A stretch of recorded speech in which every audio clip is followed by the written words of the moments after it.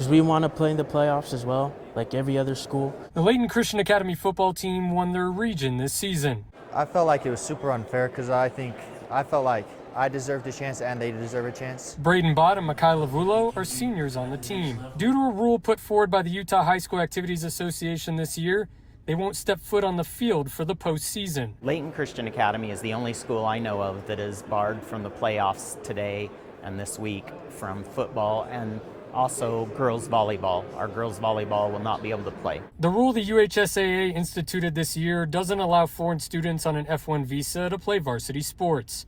If they do, their team forfeits their eligibility for postseason play. The only other option under the rule is to withdraw from UHSAA sanctioned competition and compete independently. UHSAA member schools voted 128 to 9 in favor of the rule, and 19 schools did not respond. On Wednesday, Rob Cuff, the executive director for the UHSAA, spoke before lawmakers during a hearing in the Rules Review and General Oversight Committee. He says they often look at surrounding and border states to analyze their eligibility rules. Most of these restrictions on F1 students in other Western states predate the adoption of this student visa eligibility rule. Earlier this month, a motion for a temporary restraining order and preliminary injunction were filed on behalf of a Juan Diego Catholic High School football player from Australia against the UHSAA. Last week, a federal judge granted that temporary restraining order, suspending the rule to allow Zach Shimikoski to play in a varsity game for the first time this season. In explaining the creation of the rule,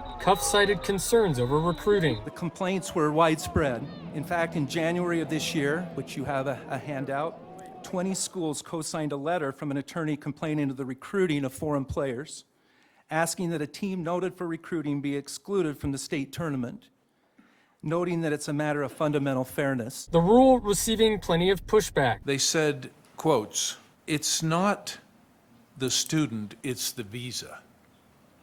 My goodness, what does that mean?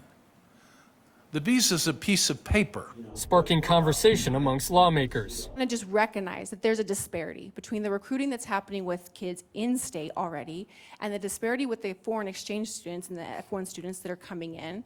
And it's a bigger issue, and it does impact certain students, citizens, residents, kids in our state right now who either don't make the team or have to end up playing a team that is made up 98% of kids who played soccer since birth in Brazil. So as a former F-120 visa recipient myself and a former international student in this country, mind-blowing, some of the statements have been made and accusations against students and their families. Well, there was no decision made at Wednesday's hearing. However, Senator Curtis Bramble says that a bill file may be opened on this topic when the legislature convenes in January of next year. For those impacted by the UHSAA's rule, I'm hoping that the rule gets overturned or whatever, and seniors and kids next year can play in the playoffs. On the Hill, Chris Arnold, Fox 13 News, Utah.